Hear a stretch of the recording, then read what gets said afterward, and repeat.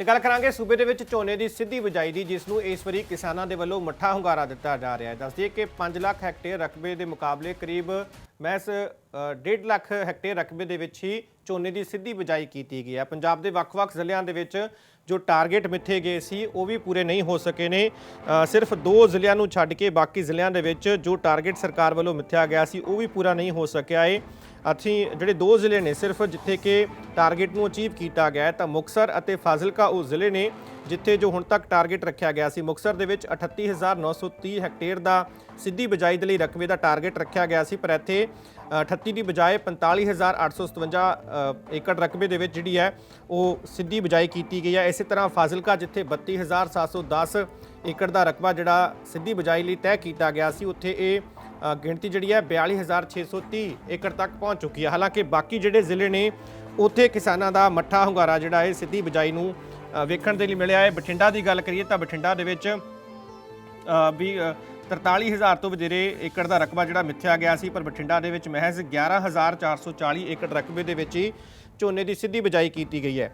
ਇਸ ਤੋਂ ਇਲਾਵਾ ਫਾਜ਼ਿਲਕਾ ਦੀ ਗੱਲ ਕਰੀਏ ਤਾਂ ਇੱਥੇ 32710 ਦਾ ਰਕਬਾ ਰੱਖਿਆ ਗਿਆ ਸੀ, ਤਾਂ ਇਹਦੇ ਵਿੱਚ ਮਹਿਜ਼ ਫਾਜ਼ਿਲਕਾ ਦੇ ਵਿੱਚ ਵਧੇਰੇ ਕੀਤਾ ਗਿਆ। ਫਿਰੋਜ਼ਪੁਰ ਦੇ ਵਿੱਚ 38120 ਦਾ ਰਕਬਾ ਰੱਖਿਆ ਗਿਆ ਸੀ। ਫਿਰੋਜ਼ਪੁਰ ਦੇ ਵਿੱਚ ਮਹਿਜ਼ 8839 ਏਕੜ ਰਕਬੇ ਦੇ ਵਿੱਚ ਸਿੱਧੀ ਬਿਜਾਈ ਕੀਤੀ ਗਈ ਹੈ। ਇਸ ਤੋਂ ਬਾਅਦ ਸੰਗਰੂਰ ਦੀ ਗੱਲ ਕਰੀਏ ਤਾਂ ਸੰਗਰੂਰ ਦੇ ਵਿੱਚ 33000 ਤੋਂ ਵਧੇਰੇ ਏਕੜ ਰਕਬਾ ਰੱਖਿਆ ਗਿਆ ਸੀ, ਜਿੱਥੇ ਇਹ ਟੀਚਾ ਰੱਖਿਆ ਗਿਆ ਸੀ ਕਿ ਸਿੱਧੀ ਬਿਜਾਈ ਕਰਵਾਈ ਜਾਣੀ ਹੈ, ਪਰ ਸੰਗਰੂਰ ਦੇ ਵਿੱਚ ਵੀ ਮਹਿਜ਼ 4523 ਏਕੜ ਰਕਬੇ ਦੇ ਵਿੱਚ ਝੋਨੇ ਦੀ ਸਿੱਧੀ ਬਿਜਾਈ ਹੋਈ ਹੈ। ਤਾਂ ਪਿਛਲੇ ਸਾਲ ਦੇ ਮੁਕਾਬਲੇ ਕਿਤੇ ਨਾ ਕਿਤੇ ਇਸ ਦੇ ਵਿੱਚ ਕਿਸਾਨਾਂ ਦਾ ਰੁਝਾਨ ਘਟਦਾ ਹੋਇਆ ਨਜ਼ਰ ਆਇਆ ਹੈ। ਉੱਥੇ ਹੀ ਕਈ ਕਿਸਾਨਾਂ ਦਾ ਇਹ ਵੀ ਕਹਿਣਾ ਸੀ ਕਿ ਸਿੱਧੀ ਬਿਜਾਈ ਤੋਂ ਬਾਅਦ ਉਹਨਾਂ ਦਾ ਨੁਕਸਾਨ ਵੀ ਹੋਇਆ ਹੈ, ਝਾੜ ਘਟਿਆ ਹੈ, ਪਰ ਬਹੁਤ ਸਾਰੇ ਇਲਾਕੇ ਅਜਿਹੇ ਵੀ ਨੇ ਜਿੱਥੇ ਕਿਸਾਨਾਂ ਨੂੰ ਸਿੱਧੀ ਬਿਜਾਈ ਦੇ ਕਾਫੀ ਫਾਇਦੇ ਵੀ ਹੋਏ ਨੇ ਤੇ ਉੱਥੇ ਕਿਸਾਨਾਂ ਵੱਲੋਂ ਮੁੜ ਤੋਂ ਸਿੱਧੀ ਬਿਜਾਈ ਜਿਹੜੀ ਹੈ ਕੀਤੀ ਗਈ ਹੈ। ਤੇ 2 ਜ਼ਿਲ੍ਹੇ ਨੇ ਜਿੱਥੇ ਟਾਰਗੇਟ ਤੋਂ ਵੀ ਵਧੇਰੇ ਜੋ ਟਾਰਗੇਟ ਰੱਖਿਆ ਗਿਆ ਸੀ ਮੁਕਤਸਰ ਅਤੇ ਫਾਜ਼ਿਲਕਾ ਜ਼ਿਲ੍ਹਿਆਂ ਦੇ ਵਿੱਚ, ਉੱਥੇ ਵਧੇਰੇ ਜਿਹੜੀ ਹੈ ਬਿਜਾਈ ਉਹ ਕੀਤੀ ਗਈ ਹੈ।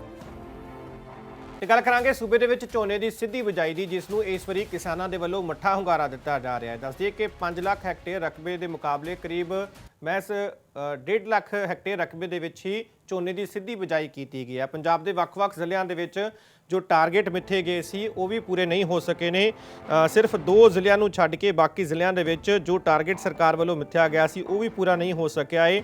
ਅਸੀਂ ਜਿਹੜੇ 2 ਜ਼ਿਲ੍ਹੇ ਨੇ ਸਿਰਫ ਜਿੱਥੇ ਕਿ ਟਾਰਗੇਟ ਨੂੰ ਅਚੀਵ ਕੀਤਾ ਗਿਆ ਤਾਂ ਮੁਕਤਸਰ ਅਤੇ ਫਾਜ਼ਿਲਕਾ ਉਹ ਜ਼ਿਲ੍ਹੇ ਨੇ ਜਿੱਥੇ ਜੋ ਹੁਣ ਤੱਕ ਟਾਰਗੇਟ ਰੱਖਿਆ ਗਿਆ ਸੀ। ਮੁਕਤਸਰ ਦੇ ਵਿੱਚ 38930 ਹੈਕਟੇਅਰ ਦਾ ਸਿੱਧੀ ਬਿਜਾਈ ਦੇ ਲਈ ਰਕਬੇ ਦਾ ਟਾਰਗੇਟ ਰੱਖਿਆ ਗਿਆ ਸੀ, ਪਰ ਇੱਥੇ 38 ਦੀ ਬਜਾਏ 45857 ਏਕੜ ਰਕਬੇ ਦੇ ਵਿੱਚ ਜਿਹੜੀ ਹੈ ਉਹ ਸਿੱਧੀ ਬਿਜਾਈ ਕੀਤੀ ਗਈ ਹੈ। ਇਸੇ ਤਰ੍ਹਾਂ ਫਾਜ਼ਿਲਕਾ ਜਿੱਥੇ 32710 ਏਕੜ ਦਾ ਰਕਬਾ ਜਿਹੜਾ ਸਿੱਧੀ ਬਿਜਾਈ ਲਈ ਤੈਅ ਕੀਤਾ ਗਿਆ ਸੀ, ਉੱਥੇ ਇਹ ਗਿਣਤੀ ਜਿਹੜੀ ਹੈ 42630 ਏਕੜ ਤੱਕ ਪਹੁੰਚ ਚੁੱਕੀ ਹੈ। ਹਾਲਾਂਕਿ ਬਾਕੀ ਜਿਹੜੇ ਜ਼ਿਲ੍ਹੇ ਨੇ ਉੱਥੇ ਕਿਸਾਨਾਂ ਦਾ ਮੱਠਾ ਹੁੰਗਾਰਾ ਜਿਹੜਾ ਹੈ ਸਿੱਧੀ ਬਿਜਾਈ ਨੂੰ ਵੇਖਣ ਦੇ ਲਈ ਮਿਲਿਆ ਹੈ। ਬਠਿੰਡਾ ਦੀ ਗੱਲ ਕਰੀਏ ਤਾਂ ਬਠਿੰਡਾ ਦੇ ਵਿੱਚ ਵੀ 43000 ਤੋਂ ਵਧੇਰੇ ਏਕੜ ਦਾ ਰਕਬਾ ਜਿਹੜਾ ਮਿੱਥਿਆ ਗਿਆ ਸੀ, ਪਰ ਬਠਿੰਡਾ ਦੇ ਵਿੱਚ ਮਹਿਜ਼ 11440 ਏਕੜ ਰਕਬੇ ਦੇ ਵਿੱਚ ਹੀ ਝੋਨੇ ਦੀ ਸਿੱਧੀ ਬਿਜਾਈ ਕੀਤੀ ਗਈ ਹੈ।